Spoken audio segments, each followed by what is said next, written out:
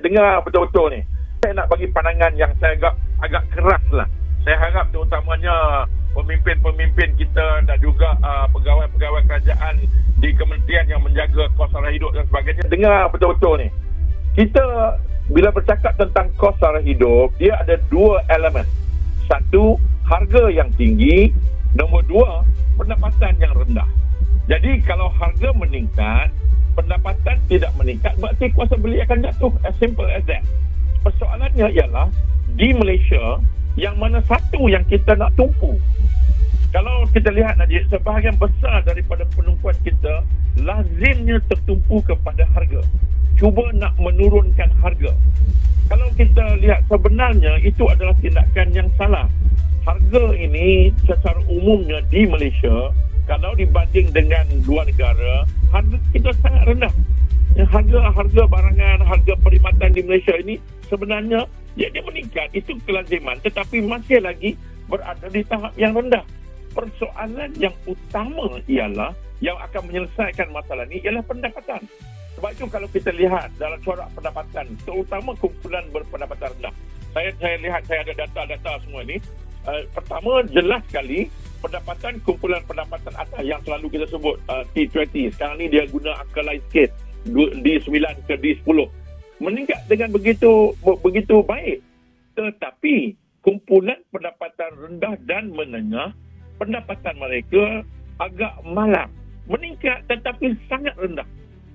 Jadi berarti walaupun pertumbuhan itu ada, tetapi ia tidak mengalir ke poket rakyat. Ini juga menjadi salah satu daripada sasaran ekonomi madani, iaitu yang dikatakan sebagai papasan kepada pekerja.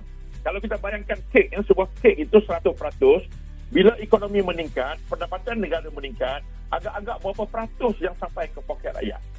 Lebih kurang hanya 30, mungkin sekarang ni dalam sekitar 33% begitu.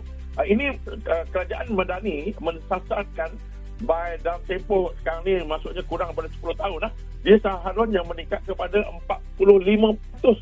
Jadi dengan 37%, jadi bayangkan kek itu ambil 37% bagi kepada rakyat. Soalan yang kedua, di kalangan rakyat pula, kalau tiga kumpulan tadi, pendapatan tinggi, pendapatan menengah dan pendapatan rendah, berapa peratus yang pergi kepada pendapatan rendah? Yang kita ambil tadi 37% tadi, katalah semasa kemuncak itu, berapa agak? Lebih kurang dalam 16%. Jadi 40% yang bawah berkongsi hanya 16% daripada pendapatan yang pergi kepada pekerja. Jadi nampak dengan ketara bahawa isunya adalah pendapatan. Saya rasa kerajaan kena buat satu penumpuan yang lebih khusus lah. Di samping bantuan-bantuan bagi RM100 dan sebagainya ni, bolehlah kita tidak mau tolak rezeki itu. Tetapi persoalannya dia tidak membawa kepada penyelesaian. Penyelesaian adalah pendapatan. Dan di sini, kalau boleh saya tambah sikit aja kenapa pendapatan kumpulan rendah terutamanya agak tertekan, dia tidak meningkat? Kenapa agaknya? Simple saja. Kalau kita lihat kumpulan ini, secara umumnya kumpulan ini juga tidak mempunyai kemahiran dan kepakaran yang tinggi. Dan mereka hari ini berhadapan dengan satu faktor saingan, iaitu kebadiran pekerja asing. Jadi bila pekerja asing banyak masuk, pekerja asing ini dia crowd out, dia mengasak keluar. Kalau kita lihat di ekonomi di negara kita lah, saya ingat semua orang bersetuju dengan saya. Pergilah di mana-mana pun, kalau kita lihat dalam sektor yang agak di bawah itu, ianya dah almost maybe, malam saya pergi kepada satu perniagaan lah, saya lihat, saya kata pada isteri saya, hampir 100% adalah pekerja daripada Bangladesh. Pergi di mana? Di restoran pun begitu, dari India. Jadi kita lihat kumpulan pendapatan pekerjaan yang rendah tanpa kemahiran ini, almost 100% dia pergi kepada pekerja asing tanpa kemahiran, yang mana mereka ini menjadi tekanan ke bawah.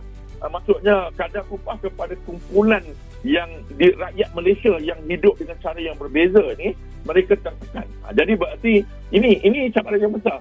Kerajaan kena buat keputusan. Saya tahu banyak, kadang-kadang mungkin idea ni dah basi, sebab idea untuk mengurangkan kebergantungan kepada pekerja asing ni, saya ingat sejak rancangan Malaysia ke-9, 2006-2010 lagi, kita dah bercakap tentang perkara ni. Tetapi tidak ada yang serius. Kalau nak ingat, Pernah sekali, saya ingat tahun lepas ke, atau tahun ni di awal tahun ke, yang tiba-tiba kita lihat trak-trak askar masuk ke Kuala Lumpur dan tangkap pekerja-pekerja asing berkeliaran lari. Tapi masuknya sekali saja. Kemudian nampak ramai lagi. Jadi berarti tidak nampak konsistensi, kesungguhan ya, untuk kita mengalih kebergantungan ini. Dan saya rasa itu adalah satu daripada punca yang sangat utama dalam konteks meningkatkan pendapatan rakyat.